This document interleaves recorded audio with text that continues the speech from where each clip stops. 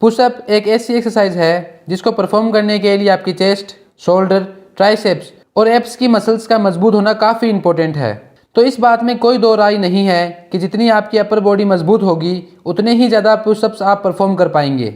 और इसी वजह से पुलिस, आर्मी और जिम्स में भी आपकी फ़िटनेस का पता लगाने और आपकी स्ट्रेंथ को परखने के लिए पुशअप्स का यूज किया जाता है। पुशअप एक ऐसी एक्सरसाइज है जो बिना किसी इक्विपमेंट के आपकी अपर बॉडी को बिल्ड कर सकती है। तो मैं आज आपको इस वीडियो में 5 ऐसी टिप्स बताने वाला हूं जिनसे आप अपनी पुशअप्स काउंट को 100% बढ़ा सकते हैं। Tip number 1, perform pushup in perfect and proper way. ये बहुत इंपॉर्टेंट है कि आप पुशअप को सही तरीके से परफॉर्म करें। सुनने में बड़ी आम सी बात लग रही होगी, मगर आपको यकीन नहीं होगा कि मोर देन 99% लोग पुशअप को गलत परफॉर्म करते हैं। और उन सभी को यही लगता है कि उन्हें तो पता ही है कि पुशअप्स को कैसे परफॉर्म किया जाता है। इनमें से भी ज़्यादातर लोग अपनी कोर को लूज रखने की गलती करते हैं, जिसकी वजह से उनकी बैकबोन या स्पाइन न्यूट्रल रहने के बजाय या तो ऊपर चली जाती है या बहुत नीचे हो जाती है। इससे उनको बैक पेन या बैक इंजरी का खतरा तो बनता ही है, साथ ही बैक के ऊपर होने पर एक्सरसाइज थोड़ी इजी बन जाती है और जब बैक नीचे होती है तो एक्सरसाइज थोड़ी हार्ड बन जाती है। एक और कॉमन मिस्टेक जो लोग करते ही हैं वो है अपनी एल्बो को बहुत ज़्यादा बाहर की ओर लेके जाना। ऐसा करने पर आपकी एल्बो में भी इंजरी हो सकती है, तो ध्यान रखें कि आपकी एल्बो आपकी बॉडी के साथ 45 डिग्री का एंगल बना के रखे।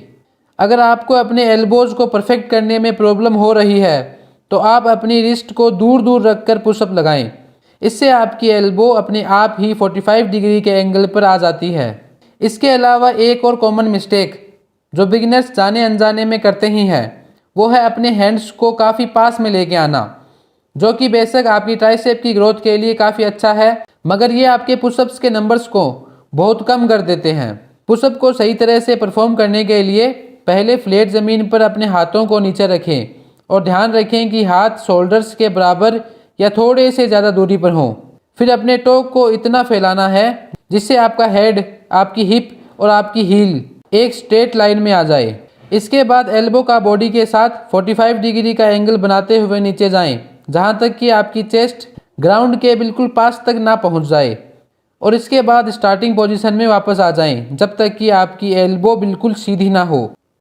Tip number 2, reduce body fat. Body fat एक ऐसी प्रॉब्लम है जिसके साथ आप कभी भी अपने पुशअप्स नंबर को इंक्रीज नहीं कर सकते। इसी वजह से आपने देखा होगा जो लोग जिम्नास्टिक को रेगुलर बेसिस पे करते हैं उनका बॉडी वेट परसेंटेज काफ़ी कम होता है। इसी वजह से वो अपनी बॉडी पर अच्छा कंट्रोल बनाते हुए स्टेज पर बेहतरीन फिजिकल एक्टिविटी परफॉर्म करते हैं। ठीक यही रूल अप्लाई होता है जब आप पुशअप लगाते हैं। जितने ज़्यादा आप हैवी फेट के साथ पुशअप करेंगे उतने ही कम रेप लगा पाएंगे, और आपका बॉडी फैट परसेंटेज जितना कम होगा आप उतने ही ज़्यादा रेप्स लगा पाएंगे। तो ये बात साफ तौर पर जाहिर हो गई है कि अगर आप अपने पुशअप नंबर को बढ़ाना चाहते हैं तो आपको बॉडी वेट परसेंटेज कम करना ही पड़ेगा। अब ये करना कैसे है ये बताने के लिए तो पूरी वीडियो बना दूंगा, पर अभी के लिए आप थोड़ा रनिंग करें, तली हुई चीज़ों को अवॉइड करें, मीठी चीज़ों से दूर रहें और टाइम पर नींद लेके अपनी स्लीप टाइम को कंप्लीट करें। Tip number 3, kneeling and incline pushups. Normal pushup करते समय आप बॉडी के लगभग 64% हिस्से को प्रेस करते हैं, लेकिन बहुत सारे लोग इस परसेंटेज को कम करने के लिए नीलिंग पुशअप और इंक्लाइन पुशअप का सहारा लेते हैं। एक स्टडी से पता चला है कि नीलिंग पुशअप में आप बॉडी का सिर्फ 49% वेट लिफ्ट करते हैं और वहीं इंक्लाइन पुशअप में सिर्फ 41%। इसी वजह से ये दोनों एक्सरसाइज बिगिनर्स के लिए काफ़ी हेल्पफुल हैं। तो अगर आप अभी नॉर्मल पुशअप नहीं कर पा रहे हैं तो आप इससे स्टार्ट कर सकते हैं और जल्द ही प्रोग्रेस करते करते नॉर्मल पुशअप तक पहुंच जाएंगे। लेकिन अगर आप पहले से ही नॉर्मल पुशअप लगाते हो तो इन एक्सरसाइज का यूज अपने वर्कआउट को इफेक्टिव करने के लिए कर सकते हैं। जब पुशअप्स का लास्ट रेप लगा लेते हैं, जिसके बाद आप में इतनी स्ट्रेंथ नहीं होती जिससे आप एक रेप और लगा सकें, तो उस पोजीशन में आप नीलिंग पुशअप्स का यूज ड्रॉप सेट की तरह कर सकते हैं। इससे आपका साइज गेन तो होगा ही, साथ ही स्ट्रेंथ भी इंक्रीज होगी। Tip number 4, work on core strength. साफ शब्दों में कहूँ तो आप तब तक पुशअप नहीं कर सकते जब तक आपकी कोर वीक है। आपकी कोर स्ट्रेंथ आपकी पुशअप्स की बेस है, और अगर कोर वीक होगी तो आपकी बेस अनस्टेबल हो जाएगी।